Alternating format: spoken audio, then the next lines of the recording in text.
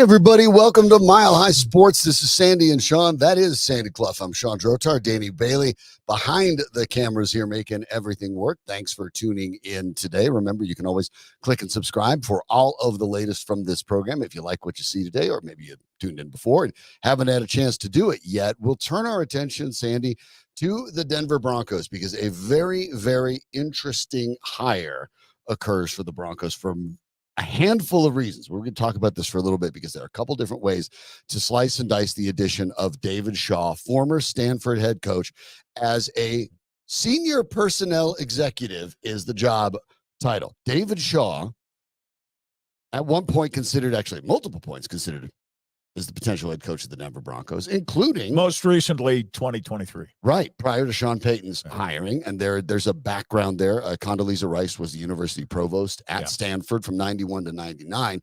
During that span of time, Shaw was a player, played wide receiver. But when he became the head coach at Stanford, Rice, who also served on the faculty at the time, was actually known for helping occasionally seal the deal with recruiting. So you have ownership fully familiar with David Shaw.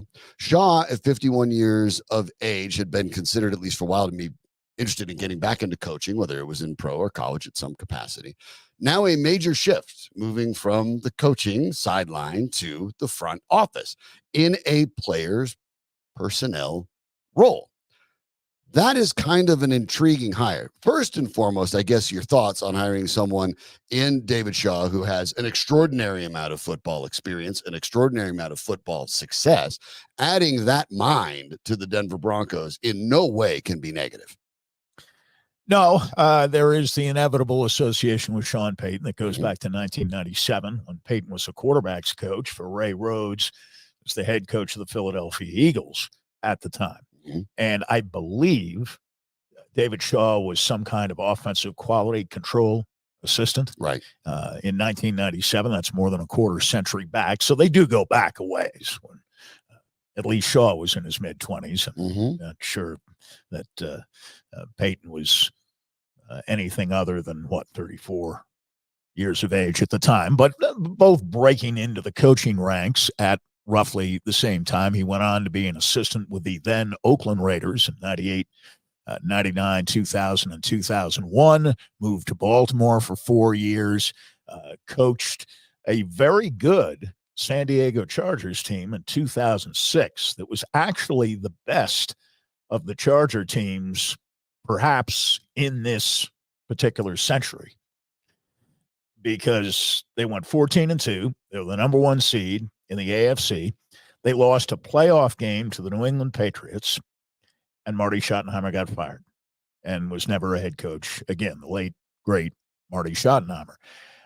Winningest head coach in Stanford history over the 12 years he spent with the Cardinal, 96-54, four-time Pac-12 Coach of the Year. No one has won that award 4 times, right? Other than David Shaw.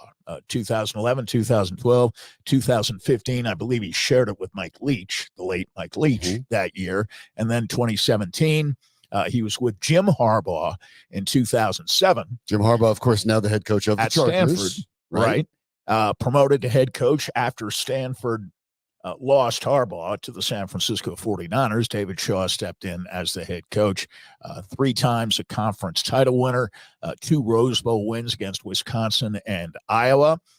And the 3 conference wins came early on in his tenure, 12 and 13, along with 2015, 42 NFL draft picks off David Shaw teams at Stanford, including 6 first rounders. One we're especially familiar with, Christian McCaffrey, now of the San Francisco 49ers. My question would be, which of the 2 Paytons will David Shaw succeed? My guess is that it is the Payton who spells his last name Paton as opposed to Payton. And don't the Broncos already have a vice president of player personnel, who I suppose could be another future general managing candidate with the Denver Broncos? That part of it obviously is the most notable, because when you have someone with the coaching acumen and history that David Shaw does, as you correctly pointed out, interesting to see him at this point is, again, 51 years old, plenty of opportunity, 9 years younger than Sean Payton. Yes. Perfect.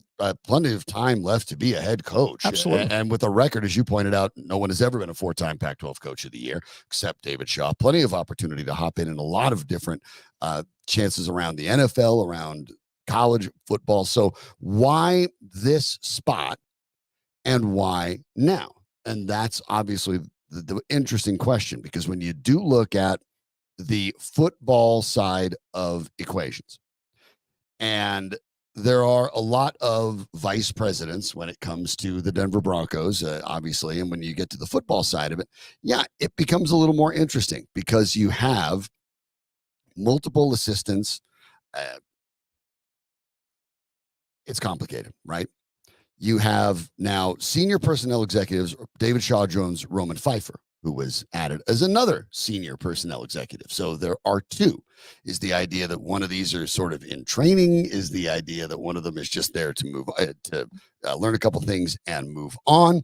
Or is one of them designed to potentially replace George Paton? Because we talked about this multiple times during the season last year. Now, you and I were a bit surprised at the end of the year that George Paton returned at all. We thought there was a chance that Sean Payton would decide to consolidate the power and move away from George Paton. In the meantime, Sean Payton has talked about how much they like each other and like working together, and everything is hunky-dory and there's no problems whatsoever. We've also thought of the idea that if the Broncos had a bad year, Sean Payton, now with a rookie quarterback, giving him some cover as to why maybe certain football games wouldn't be won, may have to find someone if the Broncos fall back a bit. You and I both believe very firmly that the Broncos record will fall back a little bit this year.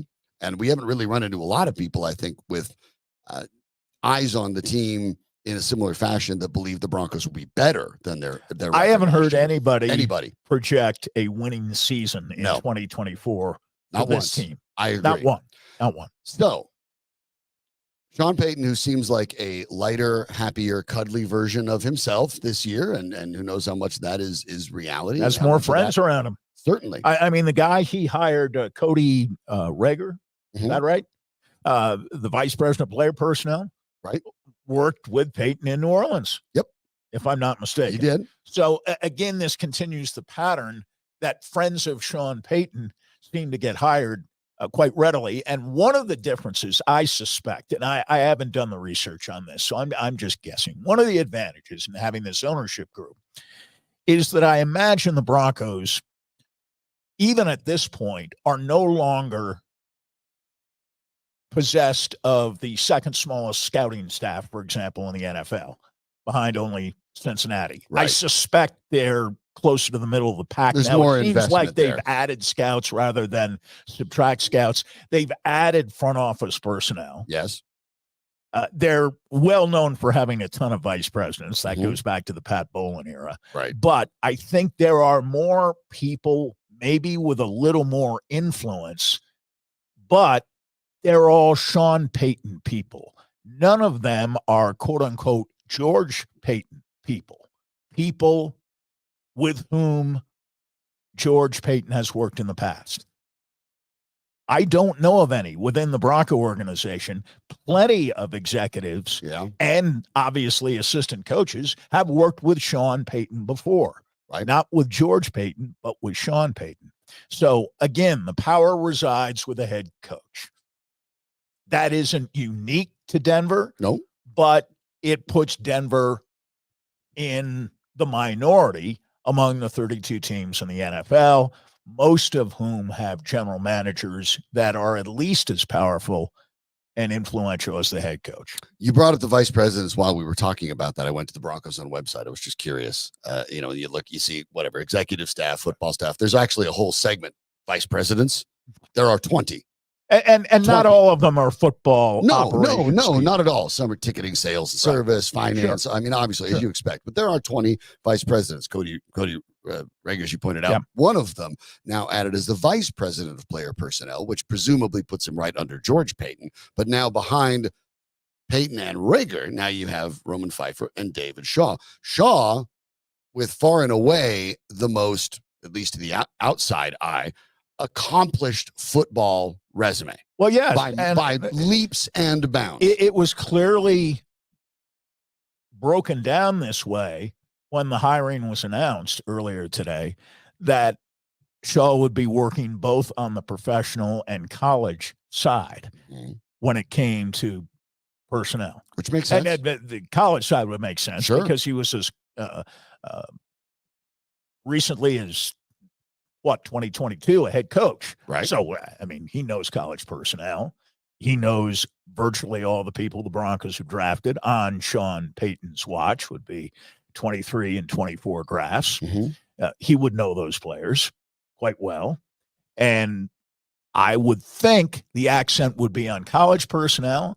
But again, everything I read today indicated that he would be involved on the professional side as well. My sense is that Rager would have a higher standing as a vice president as opposed to a senior personnel executive, but titles in football always confuse me. Well, and it's not impossible, and we can discuss it a little bit more as we go along. The idea that what we see with the Broncos is guys can rise through the ranks quickly too, right? I mean, and if you're a David Shaw with the record that you have, National Coach of the Year back in 2017, and the not only history with Sean Payton, but the history directly with Condoleezza Rice, one of the Broncos ownership group. And I get it. Rice is a minority share owner, not certainly part of the Walton Penner. Don't the Penners have some connection with Stanford? They've certainly kind of looked there in the past. Yeah. I mean, there's a lot of background and overlap there at Stanford. But we're not. I don't think either of us is insinuating that David Shaw's hire isn't based on merit. Of course, it is because it's terrific. No, obviously, there are teams tripping over themselves to bring David Shaw on, and you get but you bring him on not as an assistant, clearly, not on the sideline. Coach. Right. He won't be on the sideline. He won't be on the practice field. He is strictly a front office. That to me is the part that is the most whether surprising. It's executive level or a little bit below that. Senior personnel executive is no small thing. No, and in his post, he would like to round out his experience in the front office, especially with people he knows. Sure, and people who are probably going to be and one of the rare Stanford coaches, patient, right, who, as you pointed out, played at Stanford, Paul Wiggin. Correct. Was the head coach at Stanford when John Elway was there. Danny Bailey pointed out, and he was a player at Stanford. Yeah, Carrie Walton-Penner got her master's at Stanford. So yeah, there's the background there. So Carrie Walton-Penner got her master's from Stanford. Danny has that as well. Yeah. So there's a Stanford connection. There's a Stanford connection with multiple parts of the ownership. But it is interesting for Shaw, and I guess that's the part that I look at thinking about what's in it for the Broncos. No brainer. Not only does Sean Payton, who runs the football world, actually get one of the guys he knows he's worked with, who's extraordinarily accomplished. It makes sense. But why would David Shaw, who's 51 years old, make this move away from the sidelines? We'll talk a little bit more about that in a bit, what it might mean for the Broncos. But if you want to dig deeper into the Broncos and all the local teams in town, we have plenty of options for you right here at Mile High Sports. And we'll talk about that a little bit. We know some of you are subscribed to the Sandy and Shawn podcast, and we thank you for that. Very appreciative that you listen to our show on demand whenever it fits your schedule. But speaking of the Broncos, as we have been, and all the questions surrounding the team, you can catch up on a regular basis on the Broncos podcast with Troy Rink, is our friend from the Denver Post, a terrific columnist, is featured on the Mile High Sports Podcast Network. Mile High baseball fans know where to go to get the latest on the Rockies from Drew Creasman and the 20th and Blake podcast. For hockey, it's Eric Dean with the Avalanche. Check out his podcast, Hockey Mountain High, and Ryan Blackburn keeps you up to date on what's going on with the Denver Nuggets with the Pickaxe and Roll podcast. All that and a lot more. Just search Mile High Sports wherever you get your podcasts. So going back to the David Shaw audition for the Denver Broncos, an extraordinary accomplished football mind, especially at the relatively young age, 96 career wins with Stanford. That's the most all-time in that storied history. As Danny Bailey pointed out, Carrie Walton-Penner got her master's from Stanford. So did, by the way, Greg Penner. So background there, Condoleezza Rice was the provost university there. So everyone there is likely at minimum has a passing familiarity with David Shaw as ownership goes. And in the coaching side, of course, Sean Payton and Shaw, and you were correct, quality control, of course, with the Eagles, but both were assistants with the Eagles at the same time and overlapped. So Sean Payton and David Shaw have direct connections together. And David Shaw would have seen Bo Nix play at Oregon. Yes, a handful of times, last as a year. matter of fact. Yeah, so there's his last 2 years, Stanford was 3-9. but he's not a coach. Experience of watching Bo Nix on this side of things, on the same side as Bo Nix, may be a little bit different for David Shaw. And that's where I think about it. So what is in this to an extent for Shaw? Because, okay, yeah, he's familiar with Bo Nix. Well, he's not going to be helping coaching him in any capacity. No. You don't have to worry about acquiring him. You've already got him. There's no need to scout him. He's on your team. So those are all real things that Shaw's familiarity with Nix that a lot of people would not.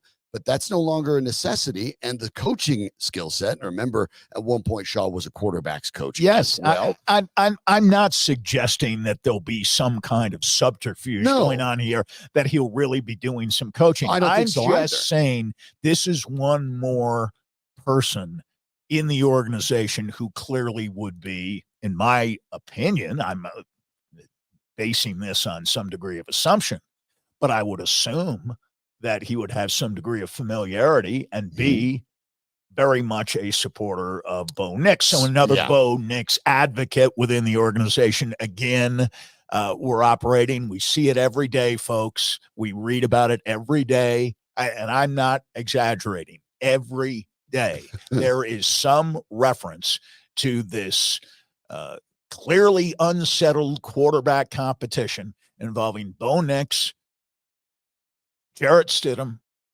and Zach Wilson. Right. It is nonsense, but this is one more indication that by adding someone who is familiar with Nix, the Broncos are making this pivot right now. They are going to go with this new quarterback. Jarrett Stidham had his audition last December. Now, they did win one of the games, but he was unremarkable in both games. I don't say he flunked the audition, but he certainly didn't they were after out. No. And by, again, I go by how people define their own terms. And you just suggested it, that Sean Payton, said he was looking for a spark. Even Sean Payton wouldn't have dared to suggest that Jarrett Stidham gave him any kind of spark in the final two games of 2023. No. And I think the point you're making is very important, because what you are saying in the end is that this is further proof that the Broncos are all in on Bo Nix. Bo Nix, to the point where you bring in David Shaw, who has familiarity as well. Now, the part that's interesting for Shaw, of course, is when you take a look at it and think, okay, this is a very accomplished coach with a lot of years in coaching in front of him. Now he bails on that to join the Denver Broncos and become an assistant in the front office, and the skills in which he might be able to bring to bear in maybe helping Bo Nix along with Sean Payton aren't going to be utilized. Because I agree with you. He's not there to secretly help coach Bo Nix. That's not happening. He's not there to have a quarterback. He's not there to undercut Davis Webb. No. He's there to work in the front office. But if you're David Shaw, why this move? Why now? And the only thing that makes sense is we talked about a little bit ago, and we talked about it during the season. It's a bit of a surprise that George Paton is here. We talked with Aaron Anderson of Fox 31 near the tail end of the year, who disagreed with us and was right. And said, no, George Paton will be here next year. Although he did say after the draft, kind of reminiscent of Brian Sanders and John Elway, when Elway took the job and Sanders stayed because he knew the lay of the land. And while Elway got up to speed, Sanders was a useful resource. He knew where all the skeletons were within the deep closet that the Broncos had built over the previous couple of years at least. And as soon as John Elway felt he was up to speed, Brian Sanders was gone. And my sense is that, surrounded by so many familiar faces, it is only a matter of time before George Paton becomes the ex-general manager of the Denver Broncos. He simply doesn't have a lot of power within the organization. No, he's kind of the lone link now, right? To the pre-Sean Payton world, the pre-Sean Payton Broncos, right? And we've already heard many times over what Sean Payton thinks of Bronco history, even very recent Bronco history. Any Bronco history that developed before Sean Payton arrived is irrelevant. At least you don't attach it to Sean Payton, right? There's no connection, and that's part of this that I think is we talked about this. We talked about this when Sean Payton was originally hired. The power for the football organization was all going to be consolidated under Sean Payton. One, that's the kind of job Sean Payton wanted and was going to go ahead and sign on for. Two, the Broncos ownership group is the perfect match because the Broncos ownership, I am not at any point suggesting that they don't care about the success of the Denver Broncos. They do. Big time sports teams are how billionaires keep score with each other now. So they do. But at the same time, there's no football background. There's no long family legacy of owning football. There's no anything in football except we have a ton of money and a football team's available. Maybe we should buy one because it's impossible to lose money in the NFL. And I mean that literally. It is mathematically impossible to lose money in the NFL unless you spend in such a reckless fashion for off-field things that it will not be covered by the television contract that alone allows teams to be profitable running empty stadiums. A single ticket. Still profitable. You TV are alone. a profitable enterprise. Right. So the Broncos ownership bought the Broncos because it's a good investment. You can't go wrong. So nothing wrong with that whatsoever. And certainly I think they do want it to succeed.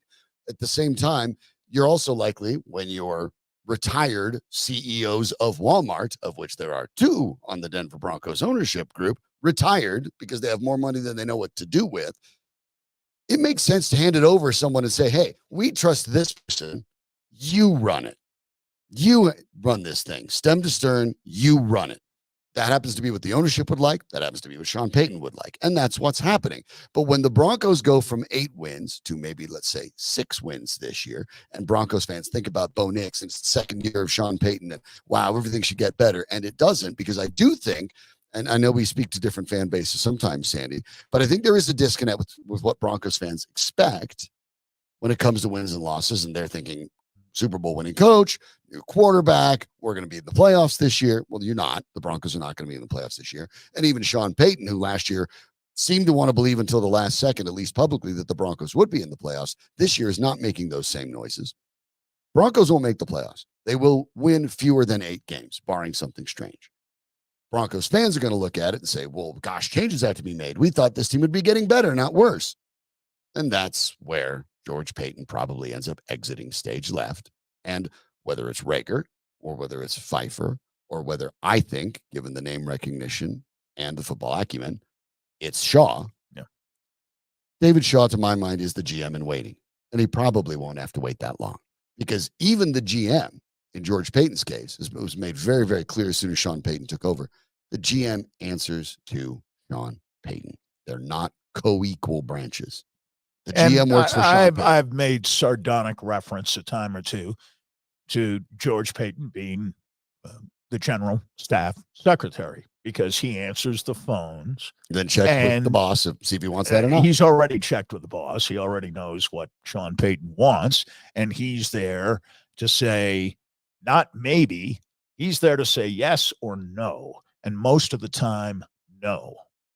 So that's something that David Shaw, even with a limited amount of experience in the front office, let's say a year from now, should be able to accomplish, especially under Payton's guidance and the idea that Sean Payton will be able to get in touch with Sean. They'll know what they want to do. And presumably, because of the Bo Nix connection you talked about, pull on the same side of the rope. So this is really one of the very big, if not the biggest offseason moves besides the acquisition of Nix, because it does do what we said would happen the second Payton was hired.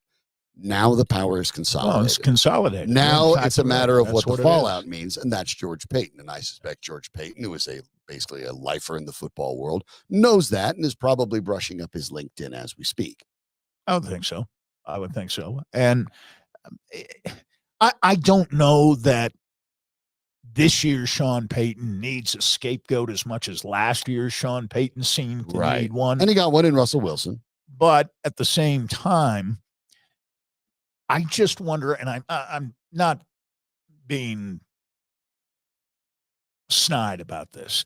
I just wonder exactly what it does that George Paton would do that can't also be done by some combination of front office executives. And now there's more than one. Right. Clearly, on the football side, who has authority, three, could be as many as three. Yeah, not named George Paton. Three right now. And all the way, by the way, all three added since Sean Payton took over. Well, of course. So it's not quite Game of Thrones over here. George at Paton is not hiring his front office staff. Sean Payton is hiring everybody. So, yeah, not quite Game of Thrones here, but not quite not Game of Thrones. And the difference is we already know who won. Sean Payton. Sean Payton is the Denver Broncos. And always was. From the first day he took the job. Right. And that's what this Shaw hire really brings. This is no power struggle, in other words. No, never was. That was settled on day one. And understand that when you talk about the Broncos, there's no power struggle on Sean Payton, George Payton. There's no quarterback competition. For the starting job. For the starting job. Maybe for the backup job, yes. None of it. None of it. That's the reality of the Denver Broncos. Whether you think that's a good thing or a bad thing is up to you. But I will say this. At least for the first time in now what's most of a decade, the Denver Broncos have picked a direction. Everyone in the front office and everyone on the coaching staff all are in the same boat, and they know which direction they're going. They have the quarterback, and they know which direction they're going. The entire organization is now built to support Bo Nix and Sean Payton going forward. There are no dissenting voices. This is the plan.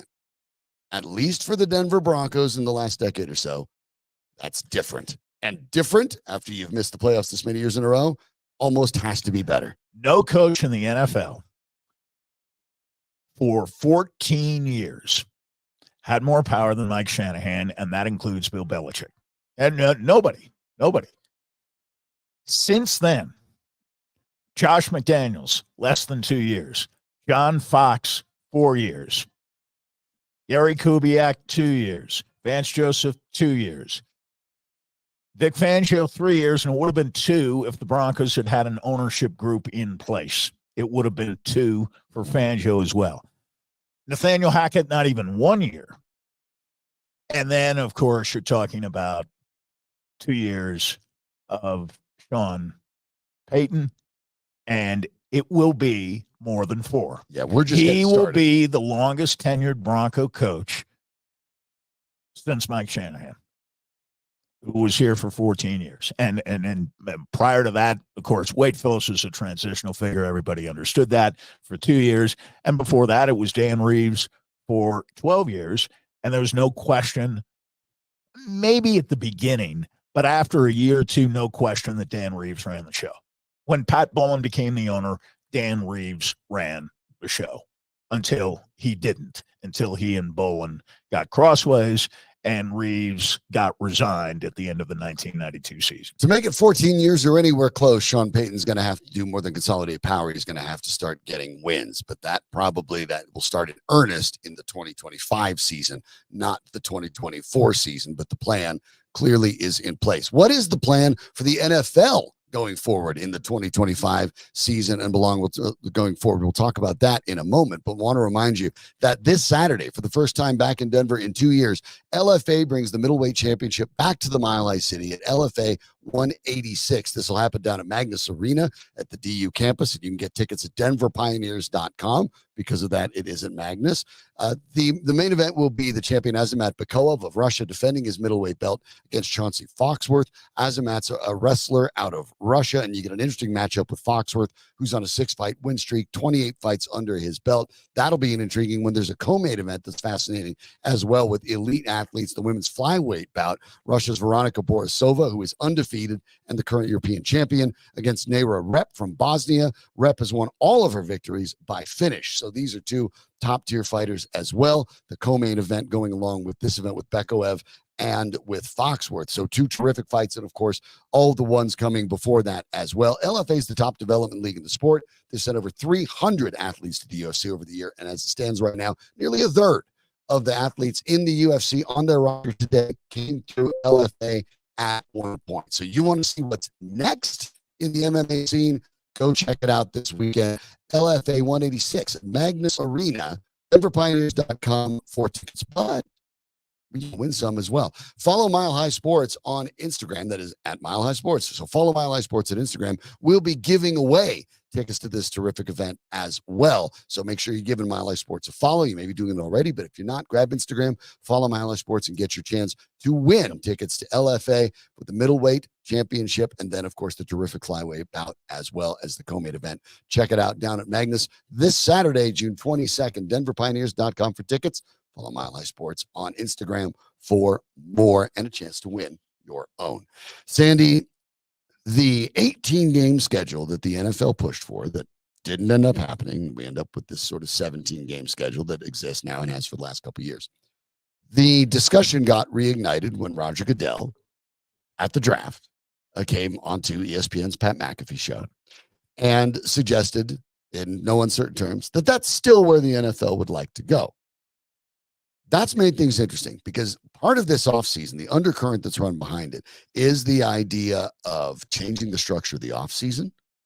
So OTAs maybe might be not as quite as spread out. They would be all put together, and there's a ramp-up time for a true offseason for the players. That wouldn't necessarily be for the coaches. So depending on who you're talking to, some of that was met with some skepticism. Some of that was met with some optimism.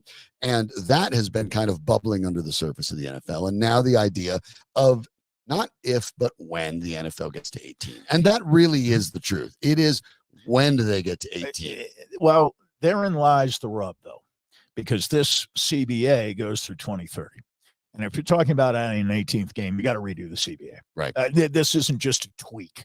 This is a major change. And that would require major concessions to the players. Absolutely. Floating this idea the players changing the offseason. In negotiations that I can recall over the years, whether it was Ed Garvey back in the 1980s, whether it was Gene Upshaw later on, whether it was DeMaurice Smith, the current leadership of the union, the players seem to have gotten more sophisticated. ESPN had a very good piece today in which some players, even within the same locker room, talking from one locker stall to the next, disagreed. Right. Some say, fine, we're playing 20 games now. What's the difference between 2 preseason games and 18 regular season games and a Super Bowl in the 3rd week of February, which would be President's Day weekend, which would mean no work for many people, if not all people, on the following Monday, right? President's Day. Most people get the day off. But those who are in leadership positions within the union are saying, hey, that's fine. Just change the distribution of revenue from 52-48 in favor of the owners to 70-30 in favor of the players. Heck, we'll play 20 games. Ryan Kelly, we'll play 20 regular season games. That was Ryan Kelly's comment. Kelly, who was of course the union rep for the Colts, and one of the guys that actually was considered and calculated in the vote to lead the union at one point. Yeah, Kelly's quote on the ESPN article said, I think it's up to every player to decide. If they said, hey, you guys get 70% of revenue and we'll take 30 as owners, a lot of guys would sign up for that if you make $100 million playing quarterback. So I think everyone's got a line they draw in the sand, and we'll see where that is. This is an interesting thing. And Kelly went on to say 18 games sounds great when Rodgers on Pat McAfee. Until you're the one that's going out there and putting the helmet on for 18 of those games, then come talk to me. And it's one of the few times where the NFLPA, which I think you would agree with me that with the possible exception of the NHLPA, has been in general the players union that gets rolled most often. And it does seem as if there's more sophistication, more understanding of the idea that the NFL is America's most popular sport by miles, and they do it to go watch players. And they make money hand over foot. Right. And why does only 48% go to the players? That's the question Ryan Kelly is posing. And maybe you'd flip that, because let's be clear, 17 plus 3 adds up to 20, as does 18 plus 2. But it's not the same No. because starters don't play in the preseason, whether it's 4 games, 3 games, 2 games anymore. Right. They don't play. So you're asking for one additional regular season game in which starters presumably would be expected to play, and they can throw in all the bye weeks they want. It's still 18 games, right, plus playoffs. Now, they expanded the playoff field, which was a concession of sorts, I suppose, to players. More players get more opportunity, shares, right? And playoff more shares, opportunities, right?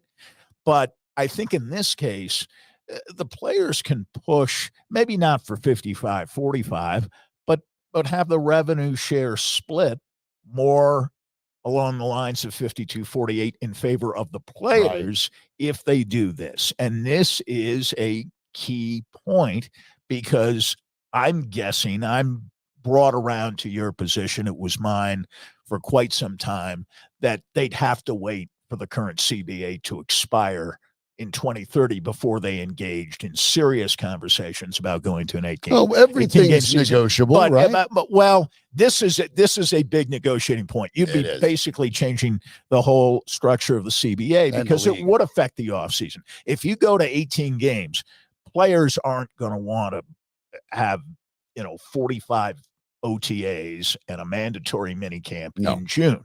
They're going to have maybe at most a longer OTA session, late June, early July. Training camp opens same time it does now, and you're only playing 2 preseason games. And from now till 2030, the funny thing for the players is they look at it and we have a half a decade where we have all the leverage in this argument. Because if you're the NFL, how many times have the players had that? We do this. The NFL, the NFL really wants 18 games. Yeah, the one we signed is fine. If the one we sign's fine, we'll just leave it. Everything's good. We don't feel like we have to reopen the CBA. We're fine. And they can always just walk away and not even look like the bad guys doing that. Like, no, we signed this deal. We're gonna commit to the length of the deal, and then we'll discuss it. So if the NFL wants these things, they have to come the players' direction, and they probably have to come the players' direction a long way, at least as long as the players are willing to hold firm on whatever that line is.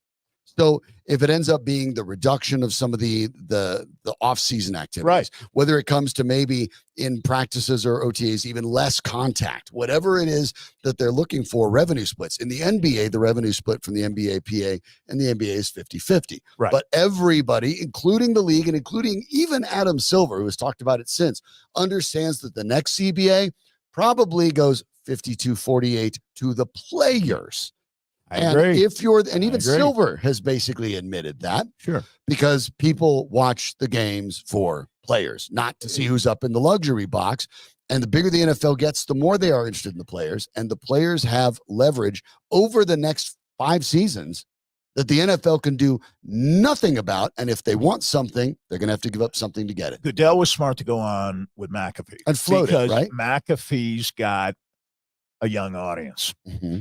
And as you read in the piece, and those of you who have seen it, Goodell comes up to the stage, go on the McAfee show, and he gets booed like he does every year at the draft. Everybody's booing him. He starts talking about Super Bowl in 3rd week of February. Attitude completely changes. He's getting cheers. Because he's not getting shouted down. He's not getting booed. That's a crowd pleaser. Yeah, I'm mixing sports. That's a crowd pleaser. Slam dunk winner. I don't know anyone who wouldn't like the idea of Super Bowl Sunday being on President's Day week. Especially if you're talking to fans. Now, to fans, 17 games, 18 games probably doesn't make a lot of difference. They just like more. More is always better. Yeah, more games to count. And fans are willing to pay for those games. They're legitimate games, and fewer preseason games. And ever since Goodell is smart on this subject. I don't agree with him on much, but he has been saying for years the preseason's a joke. He hasn't gone as far as to say, as some of us have, it's the biggest ripoff in sports because you're charging season ticket prices, regular season prices And it is for the biggest ripoff in exhibition sports. games. And it is the biggest ripoff in sports. He hasn't said that, but he says there's no value whatsoever in preseason football. And he has plenty of coaches on his side there.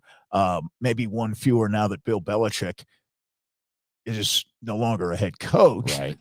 But more and more coaches, organizations prefer the intra-squad practices. Not intra-squad, I spoke. But the joint practices. Joint practices. Broncos will have those with the Packers this year prior to their preseason game. And they get more out of that. And even many coaches will come right out and say this.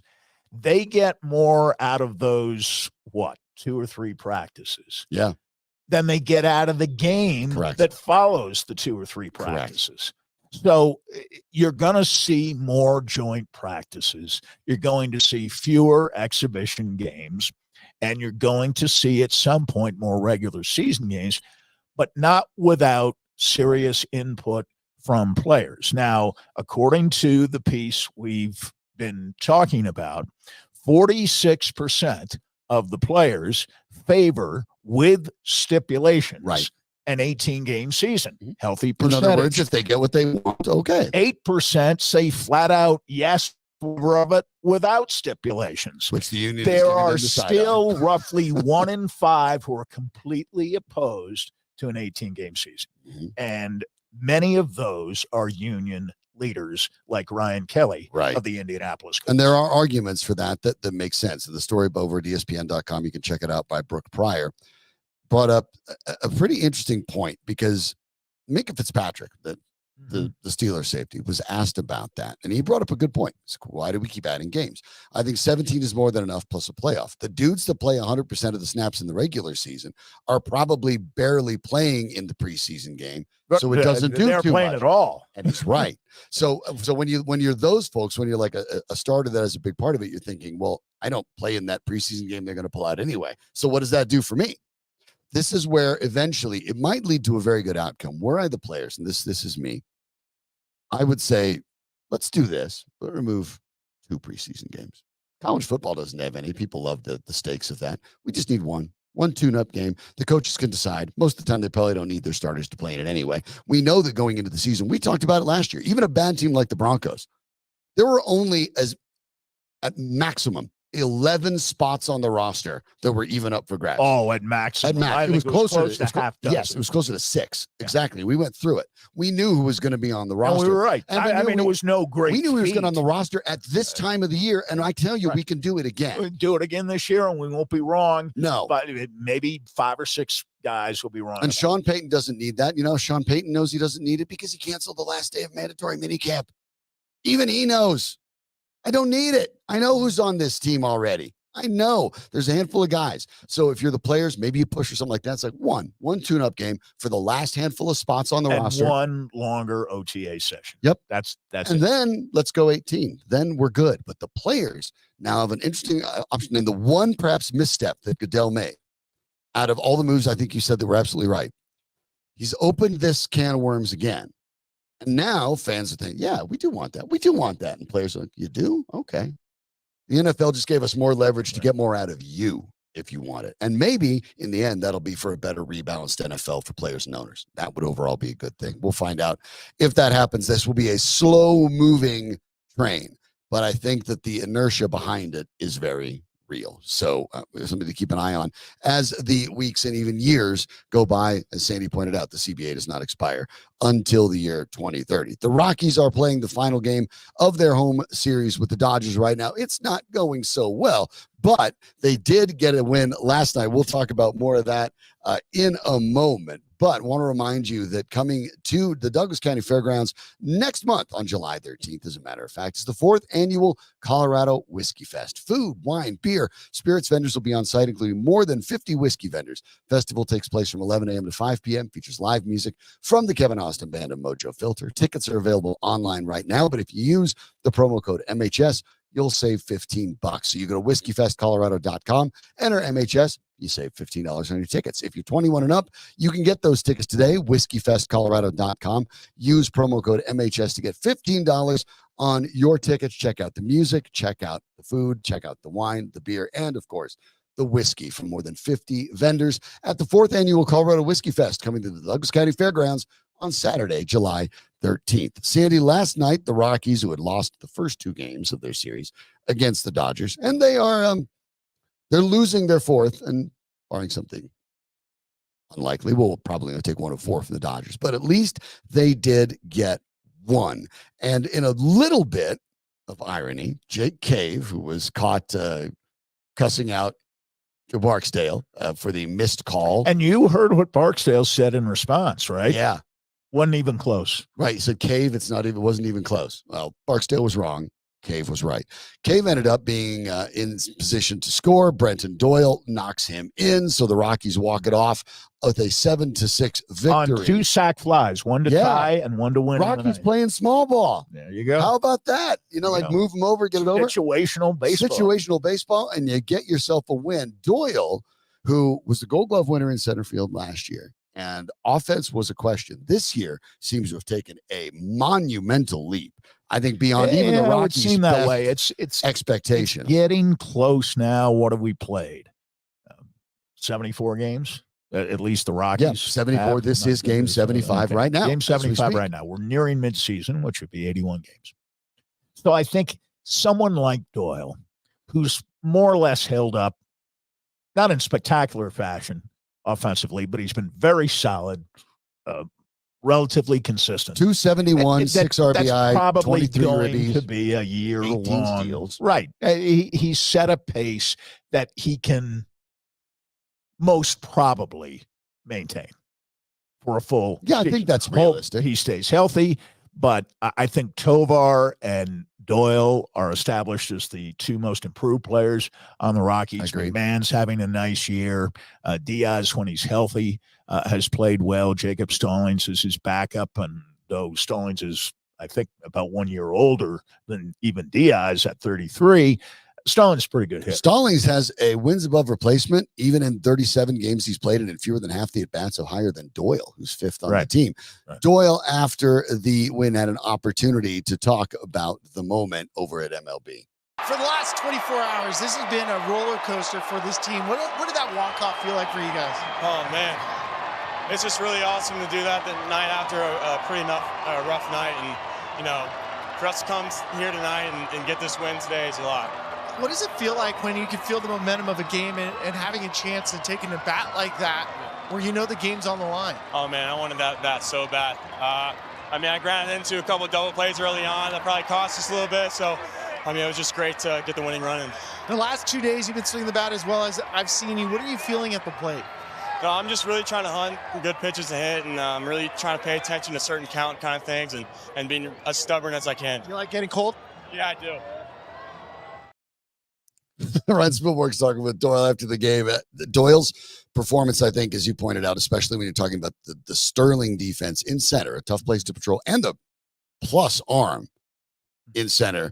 If he can continue to be a 270 hitter and is on pace for a 40 steal season, okay, I think, again, at 26 years old, you're looking at another piece of the puzzle, and that's a big part of it. But we talk about the idea for the young players that are making a jump, and it's a small sample size, Sandy. But 5 games ago, 25-year-old Michael Toglia, who a year ago about this time was considered maybe the Rockies' best prospect, certainly best hitting prospect, was hitting 164.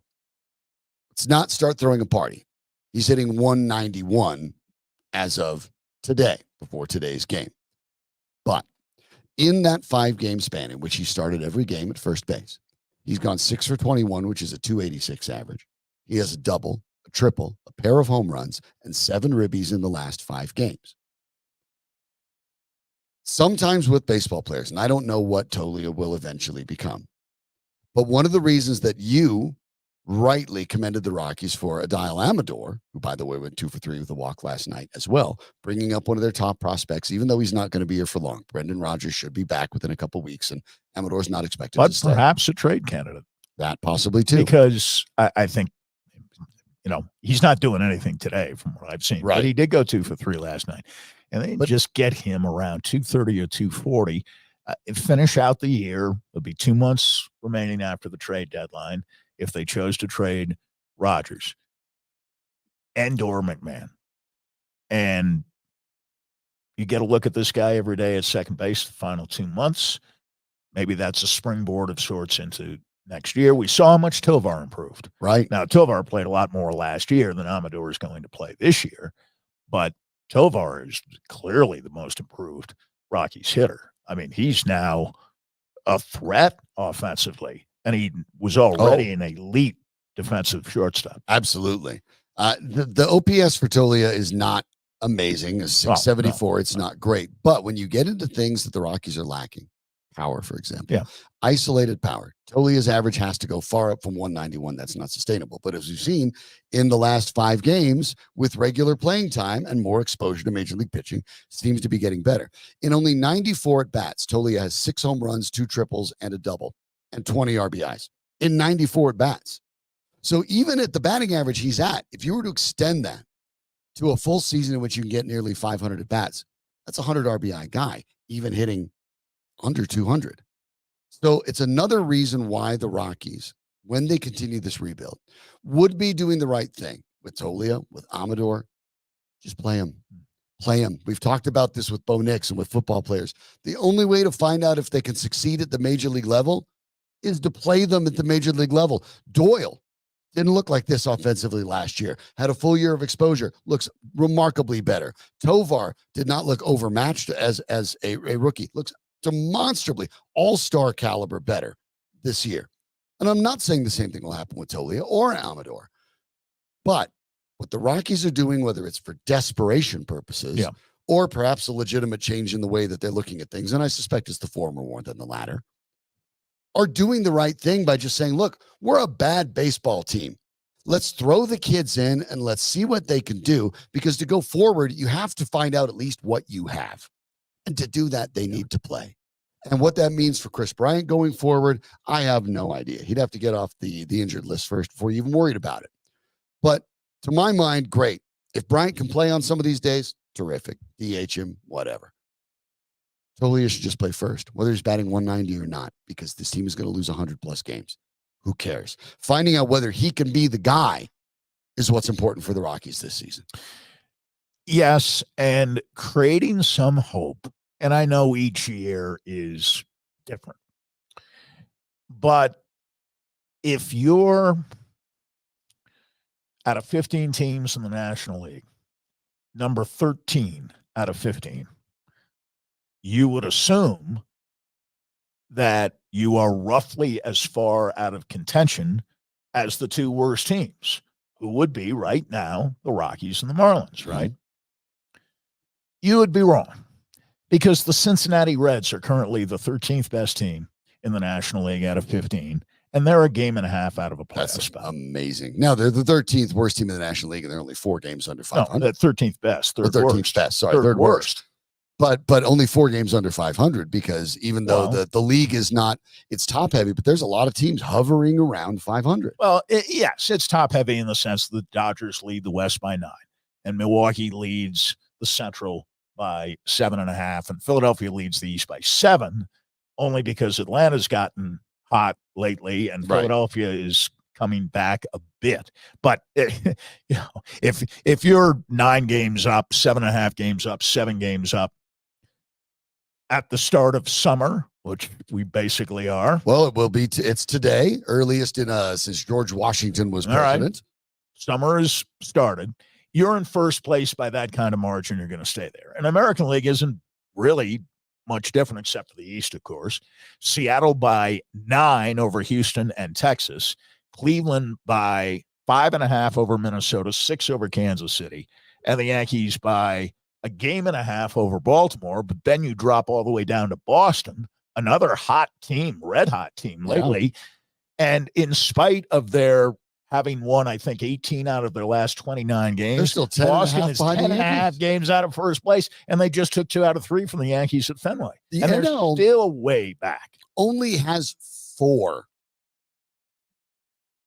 4 teams with a winning record. Yes. Everyone else is under 500. The only team is Atlanta. Yeah. That is not in first place and still has a winning record.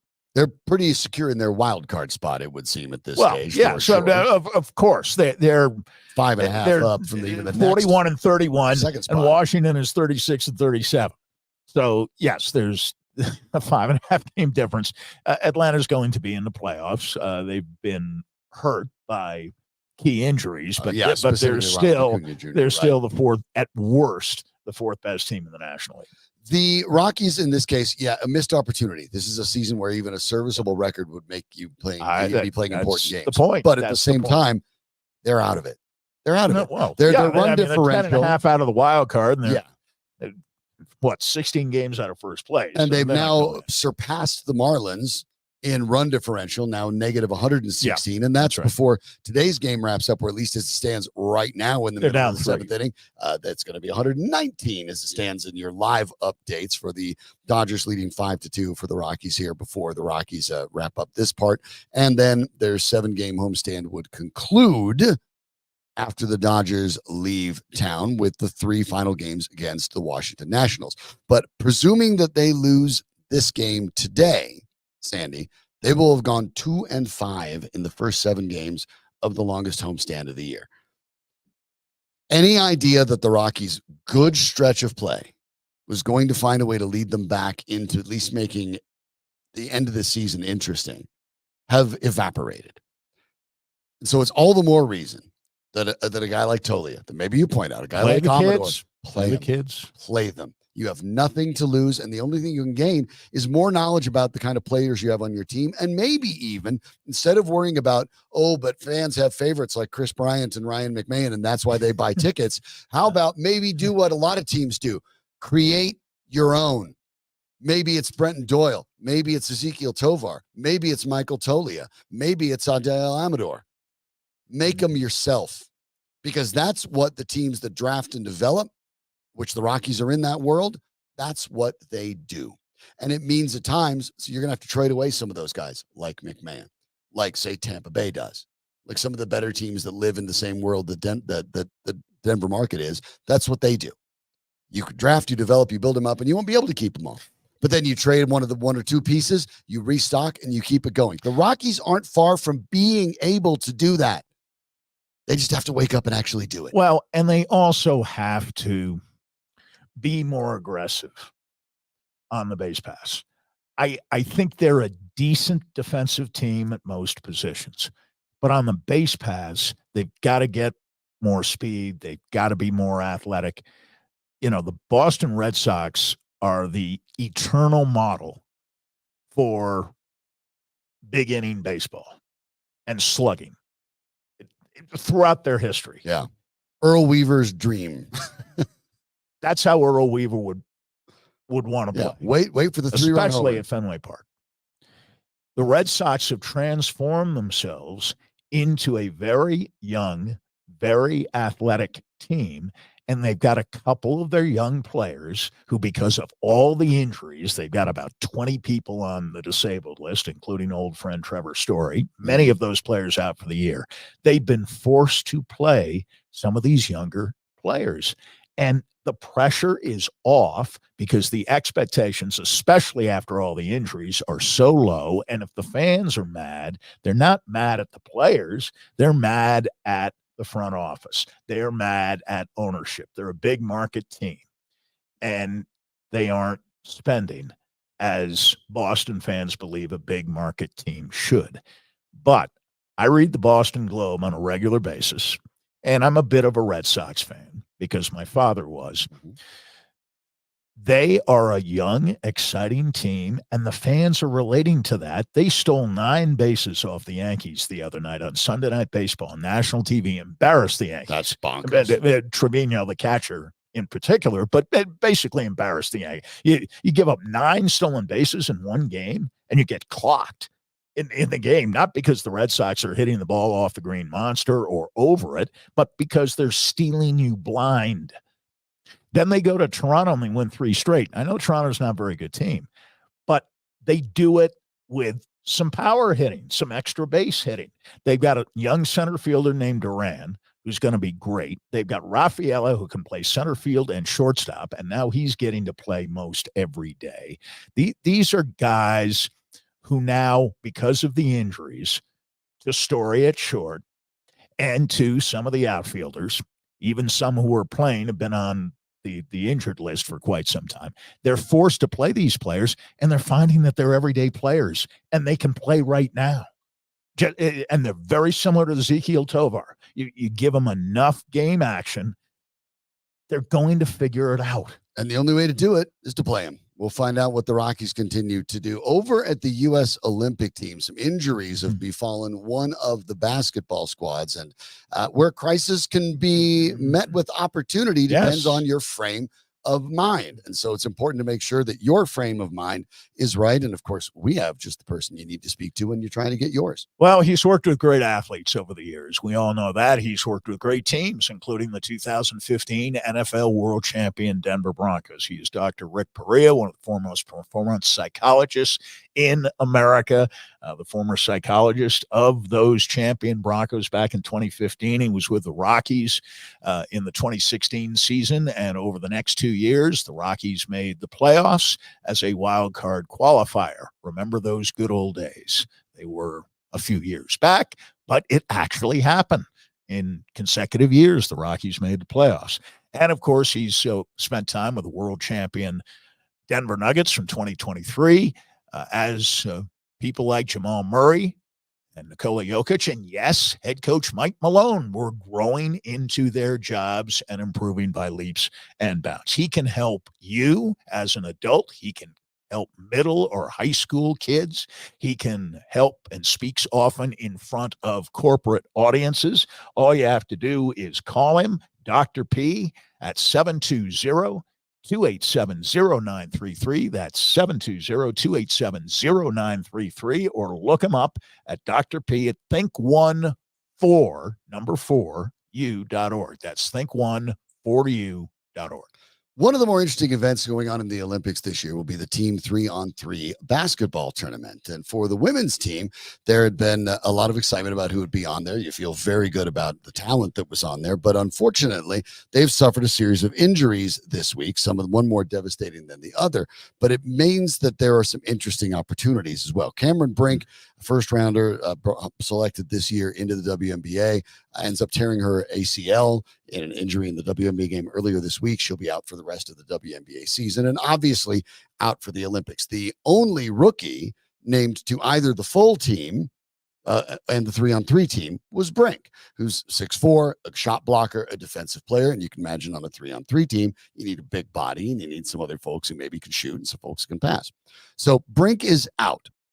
Unfortunately, yesterday, Rhyne Howard, one of the primary focuses of that team, Howard, the number 1 overall pick in the 2022 draft and the rookie of the year that year in the WNBA, turned her ankle rather badly in a game last night. Still waiting to see how bad that will be and how long that will be. But there was a concern that that injury might be significant, might be one of those 4 to 6 weeks deals. And that ends up being probably removing her from the Olympics. So the Olympic tournament starts in just about 5 weeks. And if Howard, even if it gets on the close side of that, being able to practice and being able to be 100% ready, maybe not the case. So now Team USA is looking at what they need to do to consider both of these players. You can make the placements before the tournament starts. Talked about the WNBA earlier, the beginning of the week. The idea that Angel Reese has kind of embraced her idea of she's the villain. If Caitlin Clark's the hero, Reese is going to be the villain. I pointed out that Reese's rookie season has quite frankly been better than Clark's. And if it were to stand today, should probably be the rookie of the year. Reese today, they had a day game today in the WNBA. Reese had 16 points and 18 boards, her 7th consecutive double-double. That sets a WNBA rookie record. And it's only 5 games off from the WNBA record of 12 in a row set by Candace Parker, basically royalty. Reese is 6'3", Brink is 6'4". Reese is 3rd in the WNBA in rebounding. Okay. What if you switched a rookie with a rookie and put Angel Reese in for Cameron Brink? Right. That sounds interesting. But if Rhyne Howard can't play, what about Caitlin Clark? maybe. What if you made them teammates?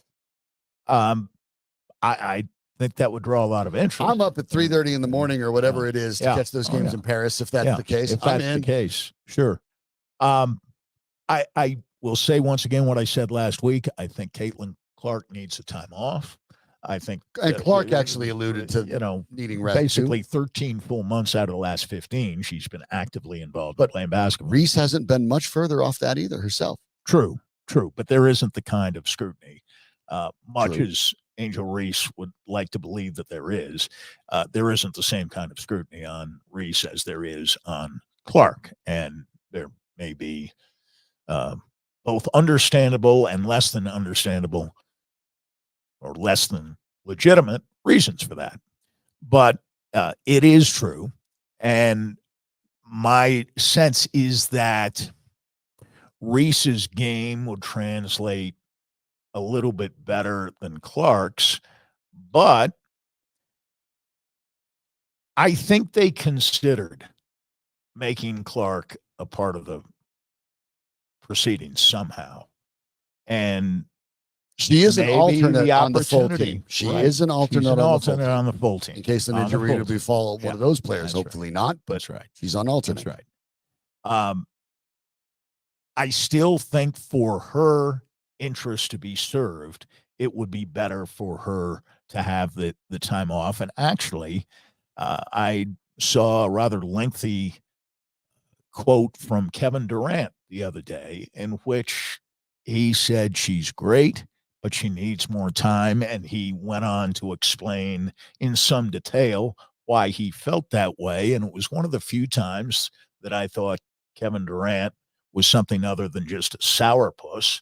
and actually it put some thought into the issue and obviously has watched a great deal of WNBA basketball. Yes. And that was clear from his comments that he was speaking as a very sophisticated observer of the scene. Yes, that's a big part of it too. But I guess when you look at Clark and the Fever actually are winning some games now, which they weren't earlier in the season.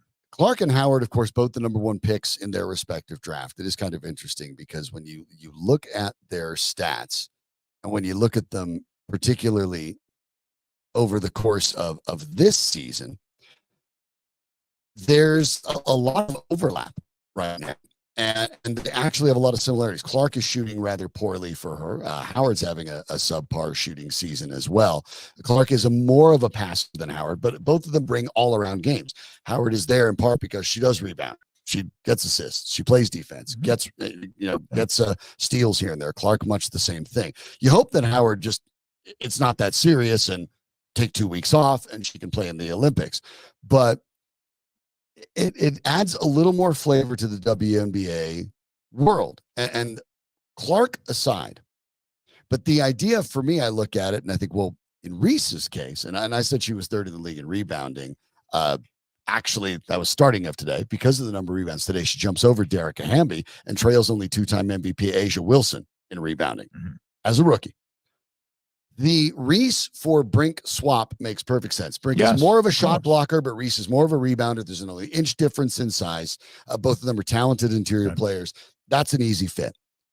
That would also really help the WNBA. But again, the intrigue of perhaps Reese being added and Clark sitting it out, whether she needs the rest or not, and the perception of that is fascinating. But I do wonder if both of them being added to be entertaining for sure. But if Reese gets added for Clark, to my mind, that's the best basketball move. Because there are people that first saying, oh, Cameron Brink got hurt, putting Caitlin Clark. No, structurally, no. You're not going to put in Reggie Jackson for Nikola Jokic. It doesn't work like that. You aren't compiling the best and most famous basketball players on a team you expect to win. You're matching skill sets that serve to be complementary. And I don't see how Brink and Clark. There's virtually no similarities in their game. No, but there are with Reese and with Brink. And perhaps that would also be an effective move for Team USA, not only because I think it makes the team very, very good, but also I think for the WNBA, you even add more spice to this season, more excitement, more adventure, and You bring more diversity, and I mean that in the quite literal sense when you're talking about the way that the game is being advertised. Right now, Caitlin Clark, I get it, is supposed to be the rising tide that lifts all boats. Angel Reese, in virtually every other year, the past 10 would have been the number one draft pick and the player that everyone's talking about is going to come in and alter the WNBA. She's doing it right now. She just set the rookie record. She's on a streak. She has a very good chance of meeting or breaking Candace Parker's league record. And the WNBA now has been around for more than 20 years. That, to me, seems like the right move and the right investment. Team USA is not run by the WNBA, despite what people might tell you otherwise. The group that selects that is totally different. But again, the WNBA seems to be sort of lucking into things. Bad break for Brink, who's another one of the stars and rising stars of the league. But were you to be able to move Reese in for that, the advertisement for the WNBA, top to bottom, just becomes borderline ridiculous. It is in a spot where I think Caitlin Clark or no, it simply could not be healthier and more flush with a wave of talent all coming in at the same time. Just remarkable to see it happen in real time. It's the first time that I can remember that the WNBA's early season was so much more intriguing than the NBA Finals. So much more interesting. And That's from all indications, really good point. Breaking 23-year ratings records. Right. They were drawing a similar crowd to those who follow the NBA Finals. And I felt the other night, the last 8 to 10 minutes of that hockey game between Edmonton and Florida down in Sunrise, just the 8 to 10 minutes to finish off game number 5 was more interesting than anything I watched in the NBA Finals. Just the last 8 to 10 minutes.